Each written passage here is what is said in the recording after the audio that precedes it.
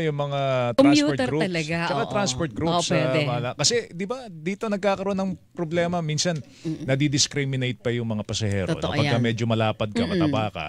Di ba? Oh, Bayad pang ka pag dalawang dalawang tao tao ka. ka. Di ba? Oo, Ganon. totoo So, yan.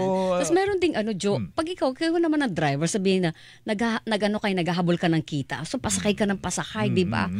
Kaya so idadahilan lang, sakay na sakay yung pasahero eh. Pero Ayun, ako pwedeng, naniniwala ako, may control doon ang driver. pwedeng palusot, Totoo no? yun. Pwedeng Oo. palusot. Nasa linya natin si Giselle Manuel. Siya po'y convener ng Commuters for Change o C4C. Tama ba to? Alamin natin yung kanyang punto de vista dito po sa anti-sardinas policy na ito. Giselle, magandang umaga. Si Joel Siweng ito. Good morning. Good morning po, Joel at Weng. Oo, anti-sardinas policy. Ano initial reaction ng grupo ninyo dito ng mga commuters? Alam nyo, maganda na yung intention nitong anti-sardinas policy dahil ginagawa niyang mas komportable at mas safe ang biyahe ng mga commuter, lalo na napakadelikado nga kung nag-overload ang ating mga bus at jeep.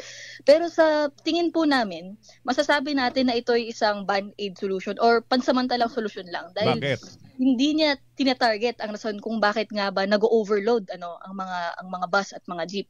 Anong tunay na dahilan kung bakit overloaded tayo madalas? Masasabi natin siguro sa panig ng mga operator, tama nga po kayo, nabanggit nyo kanina, kailangan kumita. Nag-overload dahil hindi nagiging sapat ang kita tuwing konti lang ang sumasakay. Pero pwede natin sabihin, sa panig naman ng commuter, minsan pipilitin mo lang din yung sarili mong sumakay, di ba? Lalo na ang haba ng pila, ang tagal mo pang maghihintay, lalo na ngayon, tag-ulan, sasakay ka na lang talaga kahit siksikan para makauwi ka na. At makikita natin na ang ugat talaga nitong lahat ay kulang na kulang ang supply natin ng public transportation dito sa Pilipinas. Kung kayo ang tatanungin ng gobyerno, ano solusyon ang marerekomenda nyo? Kung sa amin po, kailangan mas maging aktibo ang ating gobyerno, no? Lalo na sa kasalukuyan na model, parang fare-based, no?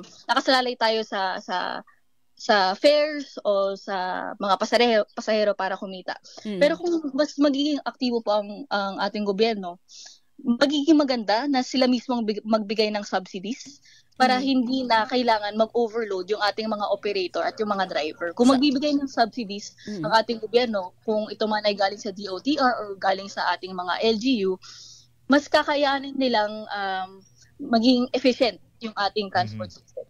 Subsidy, anong forma ito? Iba pa doon sa fuel subsidy na binibigay ng pamahalaan?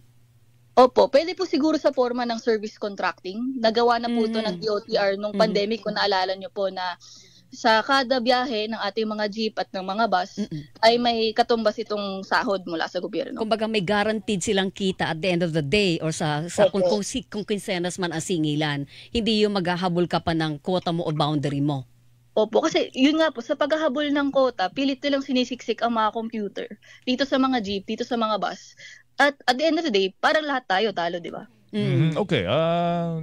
Siguro ang sagot dito, Weng, yung talagang tamang sagot na sa problema, yung mass transport system pa rin. Totoo dyan. Oo, di ba? Yan pa rin, yun ang, kasi ako, halimbawa, ikaw, meron ka sasakyan, Weng. Tapos iimbitahin ng gobyerno yung may sasakyan. Mag-public transport ka na lang.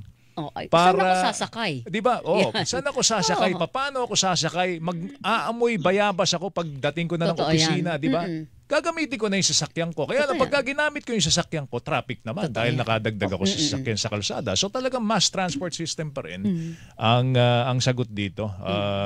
Ewan ko kung paano gagawin ng commuters dito pag although maganda sa inyo yan, pero pag pinayagan ng driver at hindi na-resolve yung kakulangan sa mass transport, di tiyaga tayo, Giselle. Mahirap ipatupad dito, Giselle, Mukhang magiging mahirap po, nasa LTO na po yan kung paano nila ipapatupad. At iniisip lang din namin kung mapatupad na itong anti-sardinas policy na mas magiging konti na ang sasakay, baka mas mahirapan din naman ang mga commuter na sumakay dahil kakaunti ang supply. Na ang supply, opo. Ikaw ba anong pinaka-worst mong karanasan bilang commuter, Giselle?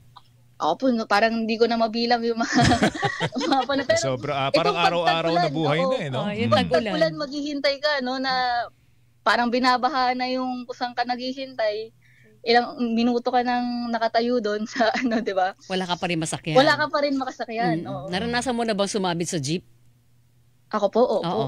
Talaga. Pinipilit ko na lang kahit ako po'y takotin sa ganyan. Oo. So ko na po kasing makauwi kaya sasabit na lang talaga. Totoo. Yung usual di ba? Yung hugot na ng mga commuters. Gusto ko na umuwi. Makipagsiksikan na ako diyan. Totoo Opo, yan. oo. Tsaka Pero wala pagsiksikan sa naman kung jeep, may gusto. walang pakialam kung babae ka o lalaki ka. Ayun Kahit naman. lalaki nang babali ng Balyahan yan, babae. balyahan Totoo talaga yan. dyan, Oo.